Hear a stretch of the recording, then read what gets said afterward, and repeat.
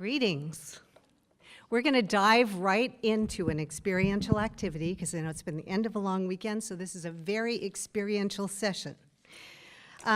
Each of you got 2 blank pieces of paper, and some of you got a glue stick. So take one of those pieces of paper right now. And there's no right or wrong way to do this. So here's the instruction. With lines, images, or by manipulating your paper, show stress. I'll say it again. With lines, images, or by manipulating your paper, show stress. Psychological content takes a similar form in art.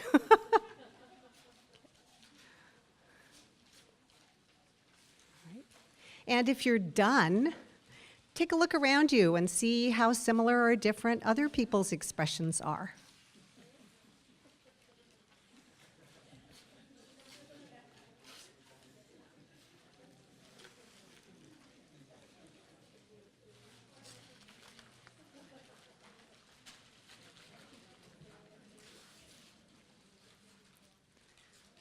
It's so interesting because some people will keep expressing their stress. Now think for a moment, if you're done, what does your art response say about how you deal with stress? Just think for a moment. You crumble down sometimes, thank you. Anyone share out? Yes? You ball it up tight inside of you. Oh, yes, go ahead. Oh, it tears you apart, yes. Way back there, as loud as you can. Sorry. Reacting. Yes, reactive. Yes. Anger. Any other comments? Anyone want to share how they're chaos? Anyone shred their thing into little pieces or take a pen and go like this? Yeah? So in my introductory presentation, I'm going to address 3 domains. They're the arts themselves, there is the creative arts therapies, and then there's this land in the middle where UCLA Arts and Healing lives, which is socially, emotionally supportive arts experiences that are intended to serve as a preventive tool. So, first slide. Creative expression is an extension of ourselves. It evokes unconscious information that reflects what's inside. It's like a window into our soul. Participation in the arts can enhance positive emotions and not just reduce negative ones. Furthermore, with a strong nonverbal component and universal appeal, the arts can enable anyone to participate, people of all different cultures and abilities. Moreover, creative experiences can be delivered in groups in a variety of settings. According to renowned 20th century educator Paulo Freire, the shared creative experience deepens possibilities for reflection and meaningful dialogue because it's a creative process that encourages self-awareness, empathy, and connection to others. So an example, one counselor that we worked with in the Los Angeles Unified School District intentionally brought together a group of students that did not get along. And she introduced a single frame drum, a really tiny little thing, into the groups and had the kids share something while they played a little something. And the kids grew to really enjoy that experience, and they stopped fighting with each other on the playground because you don't beat up a member of your group. And we find that participants in our expressive writing programs will often shed tears when they're reading about what they've written or when they're hearing what someone else has written. And what they typically happens is someone may report a trauma that they have never shared before, only to discover that others in the room have had the same experience, and within the space of an hour, a room full of strangers can become each other's closest confidants. The arts allow difficult issues to be brought up in a way that feels organic and psychologically safe, which is particularly important to people who've experienced a trauma and can't express it, or people who have difficulty expressing intense feelings. When we look at well-designed studies, of the arts in healing contexts, we see consistent biological evidence of stress reduction, including reductions in sedative or analgesic use and pain appraisal, and increases in pain tolerance without the side effects of pharmacologic approaches. We know from the field of psychoneuroimmunology that stress-reducing and support-building practices can improve health and resistance to disease. And in addition, the use of creative expression to facilitate social-emotional well-being can meet needs when mental health services are not available or utilized because of financial, legal, or cultural concerns. In short, the integration of arts into mental health can help reduce the rising societal healthcare burden from problems rooted in emotions and behavior. So what are the creative arts therapists? What are the creative arts therapies? So creative arts therapists are mental health professionals who have received dual training in the arts.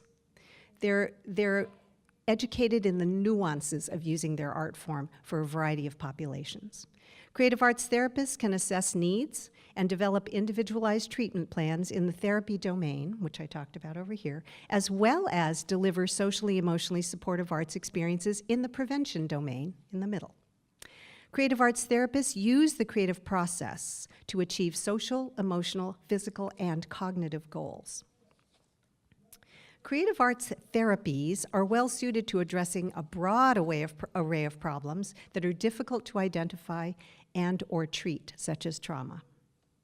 And you've probably gotten a statistic sometime this weekend, but 15 to 27% of the American population has experienced trauma. This is the best estimate so far, in the form of physical, sexual, or emotional abuse. So there's a lot of walking wounded.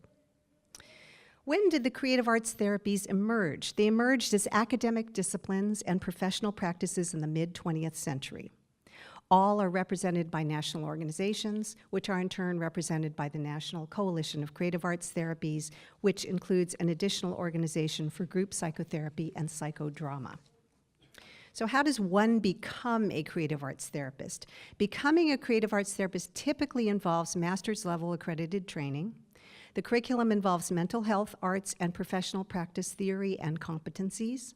And training also involves supervised clinical internships and adherence to a strict code of ethics and standards.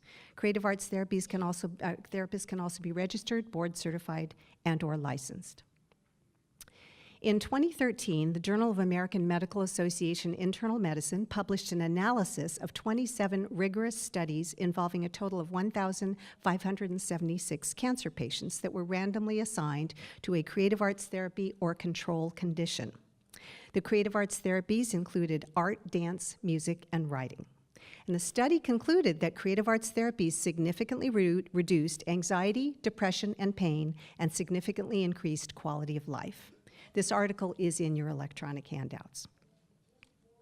At UCLA Arts and Healing, we teach people how to amplify the innate social emotional benefits of the arts by integrating mental health practices so they can meet social emotional needs in the community sustainably. We live in the land between arts and therapy. We teach people how to deliver socially emotionally supportive arts experiences as a tool for prevention without crossing the boundary of therapy. And we enable everyone to have a role in this process. Due to overwhelming needs of under-resourced communities, we offer several kinds of programs. There are programs for the general public that offer both professional and personal growth opportunities. There are specialized training programs with scripted curriculum materials ready for community use. And we also offer a social emotional arts certificate program for those who want to learn how to develop and deliver their own effective curricula. This experiential program, the Social Emotional Arts Certificate Program, features creative approaches to traumatic responses and self-care, verbal and nonverbal communication, group management, special needs, personal presentation skills, and evaluating program outcomes. It offers best social emotional practices in 6 different art forms because of their symbiotic benefits. So I'm going to mention 4 key elements in social emotional arts and creative arts therapies. Process over product. Self-expression is enhanced when there are no expectations for perfection or mastery. The focus on process enables everyone to participate because there's no wrong way to express yourself creatively.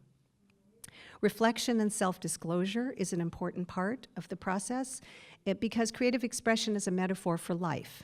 And so reflection and self-disclosure is essential to that process. Barry Bittman and colleagues actually evaluated 6 different drumming protocols. I'm not going to read them, but the only one that led to neuroendocrine and immune changes at a level indicative of stress reduction was the last one, which was drumming used as a metaphor for life, followed by reflection and self-disclosure that was facilitated by a music therapist.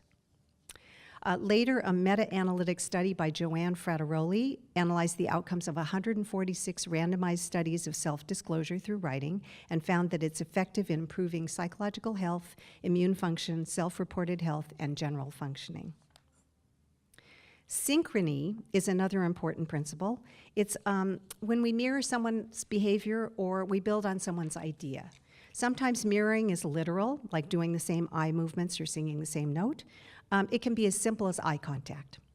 So we're hardwired for mirroring through mirror neurons, which help us learn and empathize. Synchrony is an affirmation of what's been expressed. It's akin to having a voice and being heard. It's the principle of yes and in the theater world. And research has actually shown that synchrony induces positive behavior and stimulates a reward center of the brain.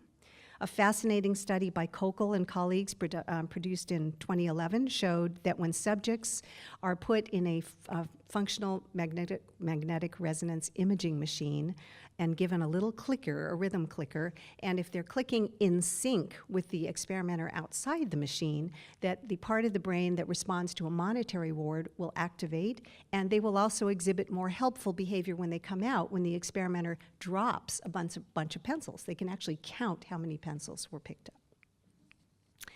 Aesthetic distance is another important aspect of this work. It allows for non-threatening expression of self, and the process can yield much information, especially when cultural standards inhibit self-disclosure. Youth in particular tend to write autobiographically.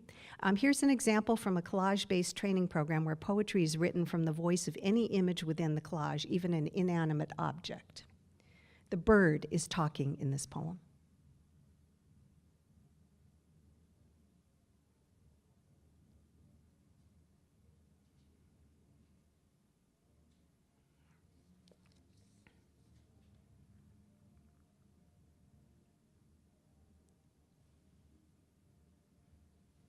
Are you all done reading? Can you all see it? Okay. So here's a model of what our community work at UCLArts in Healing looks like. We have a scalable and sustainable program called Beat the Odds, Social and Emotional Skill Building, delivered in a framework of drumming. The scripted manual and DVD enable anyone to deliver the program with or without a formal training.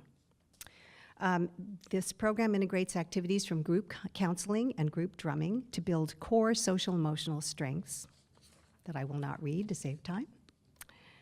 Beat the Odds is an 8-session trauma-informed program delivered weekly for 40 to 45 minutes. The program serves a whole classroom at a time, can be adapted to any population, and can be sustainably delivered by anyone, including persons without musical experience.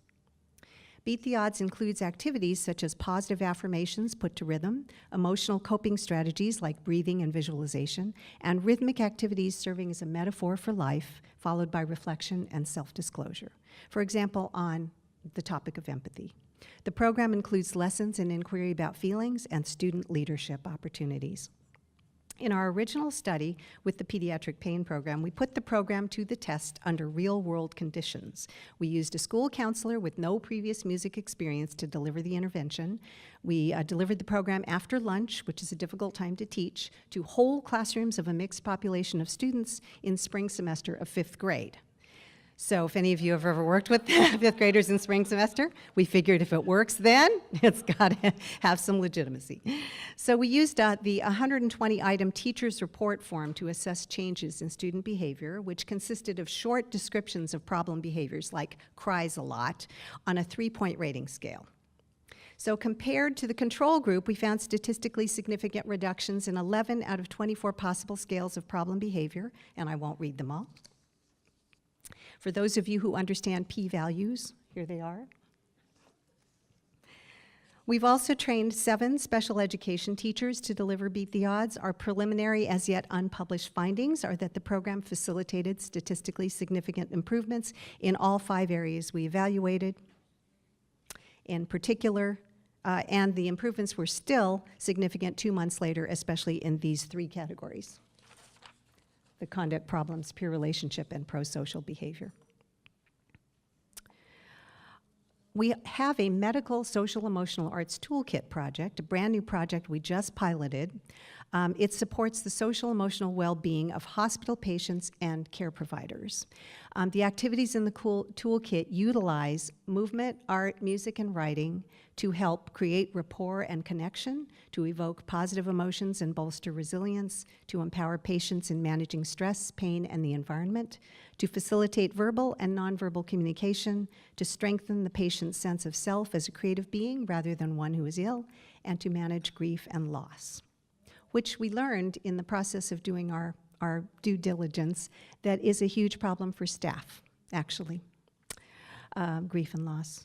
The curriculum was designed by a team of creative arts therapists and informed by an array of UCLA medical departments such as Alzheimer's, dementia, child psychiatry, neuro-oncology, radiation oncology, nursing education, and spiritual care, and more.